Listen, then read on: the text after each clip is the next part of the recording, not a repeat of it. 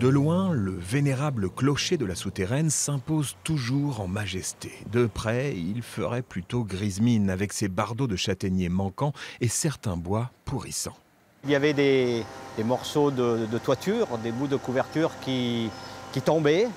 Donc on voit effectivement la partie basse de la flèche qui a été entièrement bâchée et le clocheton tout à fait en haut donc, de la flèche qui a été également bâché lors de cette opération. En 2003, le clocher de l'église, culminant à plus de 60 mètres, avait failli s'effondrer. Les habitants alentours avaient dû être évacués. Rien à voir, aujourd'hui, il s'agit de rénover la flèche, le clocher, ainsi que le bas-côté sud, victime d'infiltration. Là, c'est simplement, je dirais, le vieillissement normal d'un édifice qui, depuis des années, a subi les intempéries. Près de 4 000 € ont été récoltés via la Fondation du patrimoine pour aider au financement de ces réfections. Un avis aux bonnes âmes que la mairie vient de relancer en ce début d'année.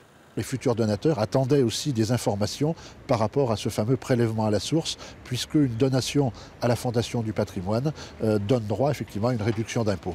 3 tranches pour 3 ans de travaux pour cet ensemble d'exceptions dont les fondations datent du XIe siècle. Sous le cœur de l'église actuelle, il y a sans doute un tombeau gallo-romain, un mausolée gallo-romain, une église carolingienne que les archéologues ont identifiée, et puis ensuite la construction de cette grande église qui commence par le roman et qui finit par le gothique. La commune devra trouver près de 540 000 € sur un budget d'1,6 million. Restauration indispensable également pour certains des habitants de l'église pour qui une sérieuse toilette s'impose.